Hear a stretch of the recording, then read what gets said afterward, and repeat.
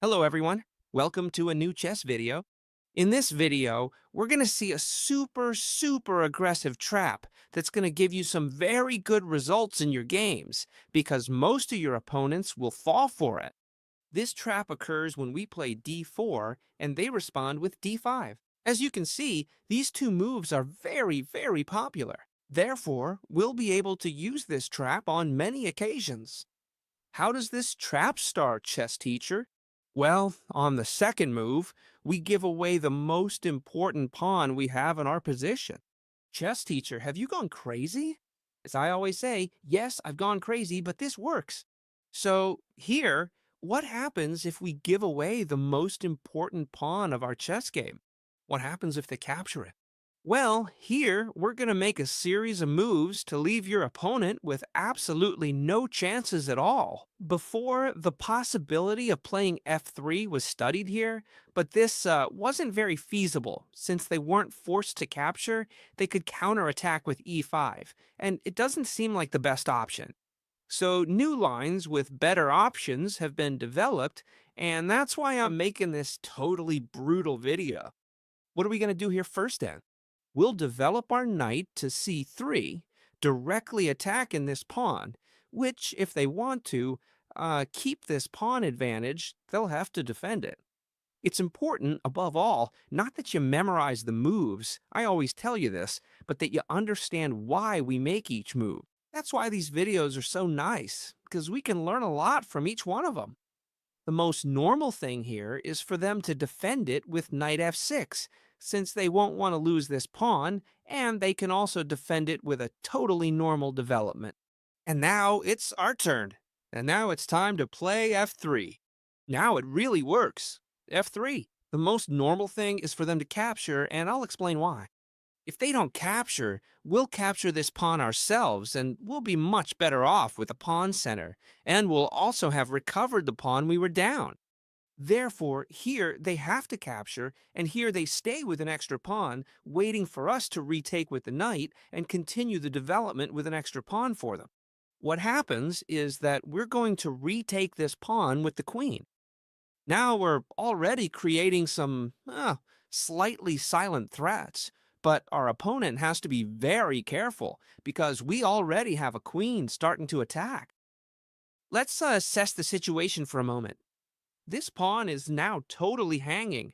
They can capture it, and I'll also tell you something else. They should capture it, because if they don't, we're simply down a pawn. We'll defend it with bishop e3, and our position will be much better because we'll have the center. If they manage to capture this pawn, which is actually what they have to do, black has a two-pawn advantage, and it seems they more than justify the position. It's true that we have an open path for our bishops, but our opponent is up two pawns. Here it looks like we're much worse off, but nothing could be further from the truth. Here they're falling right into our trap. We're going to play none other than bishop e3, as we said before, attacking this queen that has to retreat. Since this queen is in the center of the board, we can choose, gambits, sacrifice pawns to gain initiative and attack. Well, in fact, here we've given away two pawns, and we're gaining a lot of initiative by attacking the queen, which has to retreat. And let's see where it can go. A very logical and dangerous looking idea for black here is to place the queen on b4. Why? Because it's attacking this point, which doesn't seem easy to defend, and besides, it can always retreat again. Therefore, here and in the future, when this bishop isn't here, so it seems like a very safe square. So let's first evaluate this option, queen b4, and how we get out of it. The first thing you need to know is, we're going to castle, which looks like a huge mistake, and now I'll explain why. Surely many of you already see why it looks like a huge mistake. Yes, it defends this pawn here, but black has a very good move that we'll see now on their part. First, let's quickly evaluate the position. We have our king safe, whereas the black king still needs a few moves to castle. Now we can bring out both our bishops, while our opponent can only bring out one, and their queen is very exposed. But here, as you can see, black has the move, I don't know if you found it, bishop g4, which looks super strong. They're attacking our queen and our rook. A totally spectacular pin that it seems we can't get out of. But right here, we have an absolutely and completely unexpected move, which is knight b5, just straight up giving away the queen. Here, our opponent will think we've gone crazy because we're giving away the queen. But nothing could be further from the truth. If they take the queen, thanks to the castled rook, we jump with the knight to c7 and deliver a spectacular checkmate, because the rook would cut off the king. Therefore, this queen can't be captured. They have to try to provide a path, an escape for this king. Here, the most played move is e5, to give him an escape route upwards. It doesn't seem like the best move, but anyway, let's analyze how we finish if they play e5, since it's the most used move at this point. There's a totally impressive move, and I challenge you to pause the video to see if you can find it, because it's a very difficult move to see.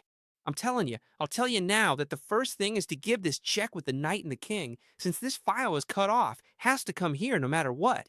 How can we continue? This is the star move. Let's see if you can find it. Pause the video for a moment. All right, now I'm going to tell you what the totally incredible move was. Queen takes pawn, giving away the queen. It's practically impossible for you to find the move, but if you found it, you're a genius. What is the reason for deflecting this queen? We're deflecting this queen, giving away the queen. The reason is to come in now with this bishop to deliver a brutal checkmate. The queen from here was defending the square, now she's not. We deliver a brutal checkmate since this knight covers these two squares. We would deliver a totally spectacular mate. You're freaking out over this aggressive line, right? Well, let's keep looking at variations because it's spectacular. And now comes the best part. First, as you know, we give away the most important pawn in the position. Here, our opponent will already be thinking either that we're very bad or that we've gone crazy. So let's continue with the line. As you know, not f3, but knight c3. And remember, okay, it's more important to understand the position and why we do each thing to be able to apply it in your games than to learn the moves by heart. Although, if you learn them, you can also literally replicate what we're doing here. Knight f6, defending now this extra pawn they have, and we now will play f3. They have to trade with us because otherwise they'll be much worse off, and instead of capturing with the knight, we'll capture with the queen to create multiple threats. We said that this pawn has to be captured, because otherwise they'll be quite a bit worse in the position. We continue with bishop e3, attacking a queen that has to move, and we're going to keep seeing what happens when they come here because there are more options. You remember, right? When they attack us here, we have to castle, letting them pin our queen with the rook, which seems very scary. But we don't have to worry, because this is a mistake, and I'm showing you how to punish it. Let's see. Here, we're threatening this knight jump, as we said before, and we saw that e5 was a mistake because we delivered checkmate by sacrificing the queen. But many of you will tell me, hey, chess teacher, you don't need to play e5 to stop this checkmate. I can play knight to a6, knight to a6, and I directly defend this square, and you can't do anything to me. Well, yes, I can. Here, it's important to capture this pawn. We're going to capture the pawn next to it, attacking the knight, attacking above all the rook to deliver checkmate. And now here they can play this move right here, attacking the queen, and with x-rays the knight. Therefore, we couldn't take, since they would take our knight, and besides, they would be attacking our rook. But nevertheless, here we have a totally masterful move. We have a checkmate in 2 moves. Come on, I invite you to find it. Pause the video, see if you're able to. And now I'm going to give you the solution. The brutal solution is queen takes rook. We sacrifice the queen with the goal of deflecting the knight's defense, and when they capture our queen, now we jump in with the knight for checkmate, because the rook, as always, thanks to the long castle, is defending this entire rank. Therefore, we just took here, okay? We just took here. We've seen that rook to b8 solves absolutely nothing, since we can sacrifice the queen to deflect the defense and deliver a brutal checkmate. Therefore, we have to look at different solutions for black, and it seems like a very good one is to place the queen over here, trying to trade queens, thus keeping the advantage and also defending this rook here with an x-ray. Before continuing with this spectacular variation, I have to thank you all. The channel is going stronger than ever after the rough patch that YouTube put us through. Thanks to all of you. So if you keep up the usual support, I'll be forever grateful. A like, a comment, subscribing, it all helps. That's how we grow more every day. Thank you all very much. Now then, how can we act if they defend with the queen over here? It looks complicated. Well, the correct answer is to take the knight with the queen. Why? Because we're removing the direct defense, and now we are threatening checkmate. Therefore, black has to react. They can react in several ways. The most logical is to take the bishop with the queen, because they also give us a check and force us to move. Now, if we pin ourselves with the rook, it wouldn't go well, because then this rook would practically be out of play, because they could come with their rook, extreme pins, not yet, but it would be dangerous for us, okay? Here, we'd have to move the king calmly, and it's true that now they could take our rook or many other things. For example, let's see if they take the rook. If they don't take it anyway, watch out, huh? Dirty minds in the chat. If they don't take it, no, seriously, if they don't take that rook, we're still winning. But if they take it, even more so, because we're going to play the queen here, give a check. If the king moves, we'll enter with the queen. We can enter here, and if they block, it's exactly the same. We take the rook, check, and this is already totally lost. Because they have to give up the knight, let's take it. This position is totally won.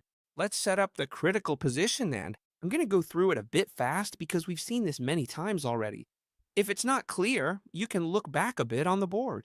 F3, E takes F3, Queen takes F3, Queen takes D4, and now Bishop E3 attacking this queen.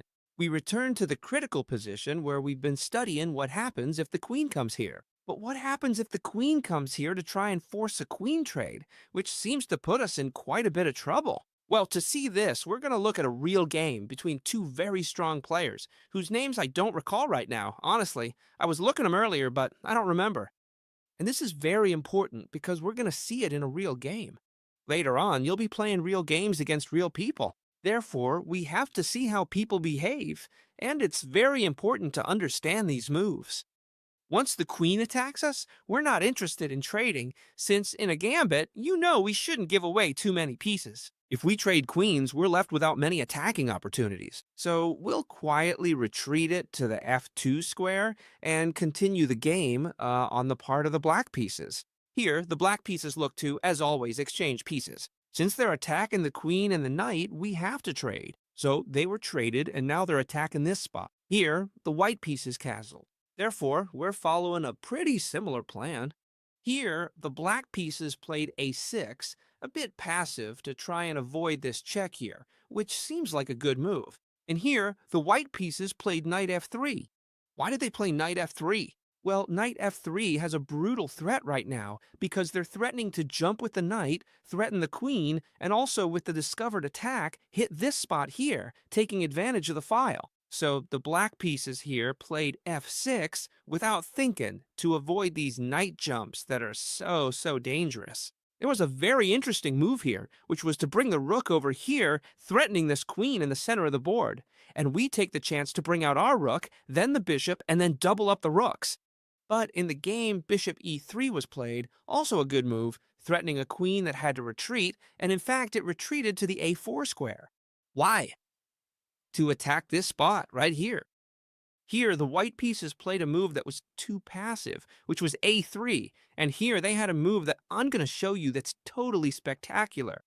They had this move here to come with the queen, trying to enter through this point, and the king here, almost exposed, wouldn't be able to do practically anything. Therefore, they'd have to block this path with the most logical move, e5. And here there's a checkmate in 5 moves that's totally spectacular, which is practically impossible to see. If you want, you can stop the video, but it's very hard to see. I'm going to show it to you here. We sacrifice the bishop right here. Watching these videos with a little coffee or something, honestly, even I watch them. Let's get back to it. I'm getting sidetracked. Sacrificing the bishop. When they take it, we come in with the queen, check. The king has to move.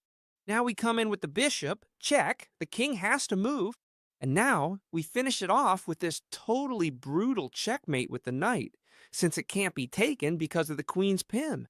This wasn't what happened in the game, but it could have happened, and it was wonderful. I wanted to show it to you because it was really beautiful. So we go back to the game where A3 was played, and things were set up a bit better and a bit more safely, because he probably hadn't seen this combination.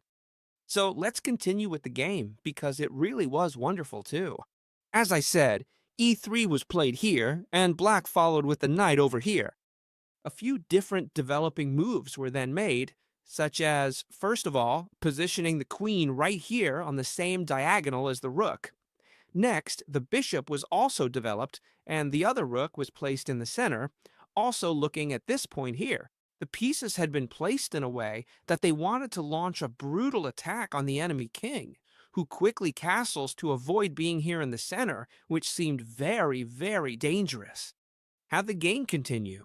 Well, what the white pieces did was pull the bishop back a little bit, same as black, to make way for this e5 pawn and be able to develop their other bishop.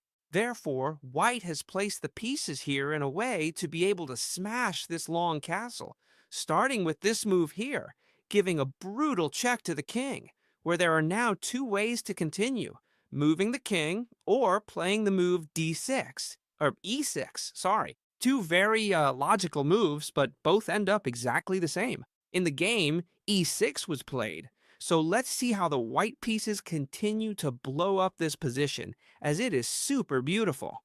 If you want to pause the video, as always, and this is the last exercise I'm leaving you with, you can try to solve this exercise yourself. Here it goes. The white pieces played rook takes pawn, sacrificing the queen and sacrificing the rook.